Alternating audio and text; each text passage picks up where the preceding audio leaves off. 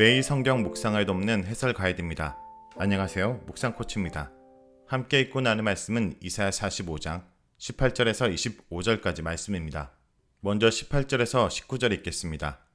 대저 여호와께서 이같이 말씀하시되 하늘을 창조하시니 그는 하나님이시니 그가 땅을 지으시고 그것을 만드셨으며 그것을 견고하게 하시되 혼돈하게 창조하지 아니하시고 사람이 거주하게 그것을 지으셨으니 나는 여호와라. 나 외 다른 이가 없느니라 하시니라. 나는 감추어진 곳과 캄캄한 땅에서 말하지 아니하였으며 야곱 자손에게 너희가 나를 혼돈 중에서 찾으라고 이르지 아니하노라. 나 여호와는 의를 말하고 정직한 것을 알리니라. 18절에서 19절은 천지를 지으시고 의를 말씀하시는 하나님을 말합니다. 하나님은 세상을 지으시되 혼돈으로 땅을 만들지 않으셨습니다. 만일 그랬다면 그 땅 위에서 사람들이 살 수 없었을 것입니다. 하나님이 지으신 땅은 사람이 살 수 있도록 지어졌고 하나님이 행하시는 일들로 그 백성들을 혼돈 가운데 빠뜨리는 것이 아니라 살게 하고 영화롭게 합니다. 때로 하나님이 행하시는 일이 이해되지 않아서 감추어져 있고 캄캄한 곳에 있는 것 같지만 19절은 하나님이 그런 분이 아님을 분명히 알려주고 있습니다. 마찬가지로 여호와는 의를 말씀하시되 정직한 것을 알리시는 분입니다. 그분은 무엇을 은근히 감추거나 쉽게 알아듣지 못하게 비비꼬아서 말씀하시는 분이 아니라 정확하고 투명하게 있는 그대로 말씀하시는 분입니다. 그러므로 하나님을 찾는 것은 흑암과 혼돈 속에서 헤매 다니는 것이 아닙니다.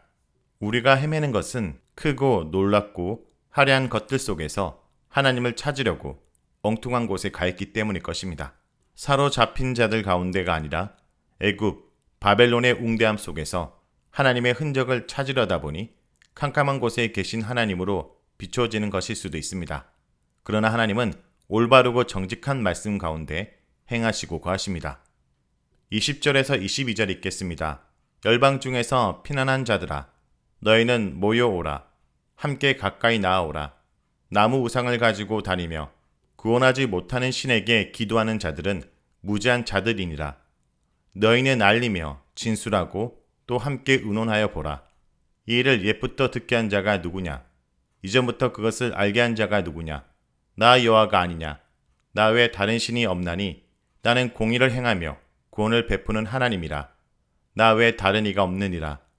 땅의 모든 끝이여 내게로 돌이켜 구원을 받으라. 나는 하나님이라. 다른 이가 없느니라. 20절은 우상에게 절하는 무지한 자들을 말합니다. 나무 우상에게 절하는 자들은 무지한 자들입니다. 살아계신 하나님을 섬기거나 아니면 아무것도 할 수 없는 나무 우상을 섬기는 것은 지식에 달린 문제입니다.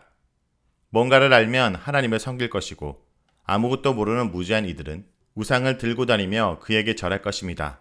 무언가를 알고 깨닫는다는 것은 사치스러운 어떤 것이 아니라 하나님을 바르게 섬기기 위해 반드시 필요합니다. 21절은 공의를 행하시는 하나님을 말합니다. 오늘 본문 단락에서 공의를 의미하는 째다카 혹은 째데크가 반복해서 나타납니다. 하나님은 공의를 말씀하시는 분이며 공의를 행하시는 분입니다. 하나님께서는 공의롭게 말씀하시니 하나님께만 공의가 있고 이스라엘 자손은 여호와로 말미암아 공의롭게 될 것입니다.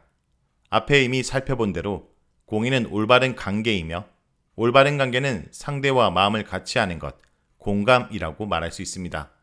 하나님께서 이르시는 말씀은 한마디일지라도 하나님이 지으신 세상과 사람의 올바른 관계를 반영합니다. 하나님은 상대를 속이거나 의미를 모호하게 흐리지 않으시며 상대를 이용하거나 착취하지도 않으십니다. 하나님은 자신이 지으신 세상과 사람과 마음을 같이 하시며 공감하십니다. 그러기에 하나님만이 각 사람의 마음과 깊은 곳을 알아주시며 하나님께서 하신 말씀은 결코 땅에 떨어지지 않고 결실하게 됩니다. 이스라엘 자손이 공의롭다 여김을 받는 것은 그들이 행한 어떤 올바른 행실 때문이라기보다는 그들이 그들을 향한 하나님의 뜻과 계획을 알고 그분께 마음을 같이 하였기 때문입니다. 여호와만이 참 신임을 믿고 신뢰할 때 그는 하나님 안에서 의롭다 여김을 받습니다. 그러므로 모든 공의로움의 출처는 공의로우신 하나님이며 사람의 모든 공의로움은 공의로우신 하나님을 신뢰하고 그분께 마음을 같이 하는 데 있습니다. 그리고 거기에 능력이 있고 영광도 있습니다. 하나님과 올바른 관계를 맺을 때 사람에게 주어진 진정한 능력이 발휘되는 것이며 그럴 때 사람의 존귀하고 영광스러운 실제가 드러나게 되는 것입니다. 23절에서 25절 읽겠습니다. 내가 나를 두고 맹세하기를 내 입에서 공의로운 말이 나갔은즉 더러우지 아니하나니 내게 모든 무릎이 꿇겠고 모든 혀가 맹세하리라 하였노라. 내게 대한 어떤 자의 말에 공의와 힘은 여호와께만 있나니 사람들이 그에게로 나아갈 것이라. 무릇 그에게 노하는 자는 부끄러움을 당하리라. 그러나 이스라엘 자손은 다 여호와로 말미암아 의롭다함을 얻고 자랑하리라 하느니라. 본문에서 여러 번 반복되는 또 다른 표현은 나 외에 다른 이가 없다라는 선언입니다. 이 표현은 이사야 40장 이후 본문의 중요한 특징이기도 합니다. 이를 통해 이사야는 당대의 우상들이 아무것도 아니며 오직 여호와만이 참 하나님이심을 선포하고 있습니다.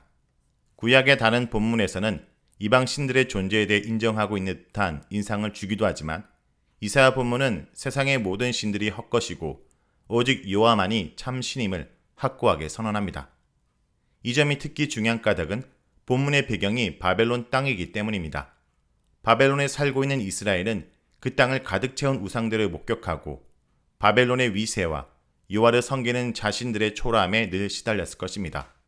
승리하는 것이 참 신이고 지배하고 다스리는 것이 권능이 있는 신이라는 생각이 이스라엘의 포로 생활을 더욱 고달프게 했을 것입니다.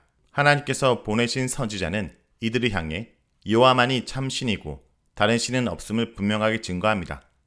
바벨론의 커다랗고 위대해 보이는 어떤 신들도 고레스의 등장으로 대표되는 새로운 변화의 시대를 미리 말한 존재가 없지만 오직 하나님만이 앞으로 될 일을 이전부터 이르셨습니다. 그러므로 하나님만이 참 신이십니다. 여기에서 유념하게 되는 것은 여호와만이 하나님이시고 다른 것은 없다라는 선언은 여호와만이 변화하는 새로운 세상을 미리 예고하신 분이라는 데 기초하고 있다는 점입니다. 자신들이 지닌 신앙 고백만을 내세우면서 우리 신이 최고라고 말하는 것은 사실 큰 의미가 없을 것입니다. 자신의 신앙 체계를 고수한 채 다른 종교를 일체 부정하는 것은 어느 종교 집단에서나 나타날 수 있는 현상일 것입니다. 기독교 역시 이런 식으로 다른 종교에 반응한다면 도리어 기독교도 여느 종교의 하나임을 증명할 뿐입니다.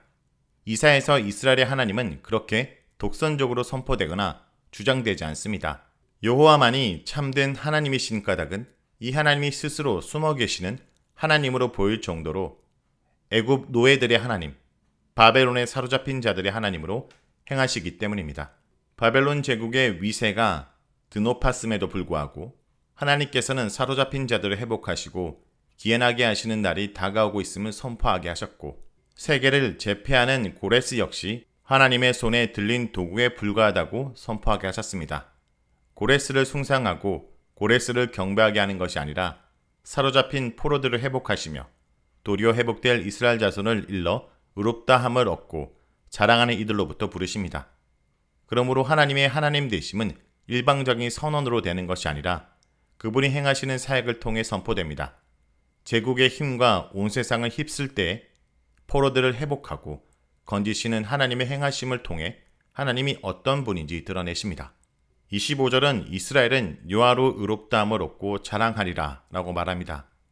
이스라엘은 포로이고 하나님은 온 세상의 유일하신 참 하나님이시지만 이스라엘은 그 여호와 안에서 의롭다함을 누리게 됩니다.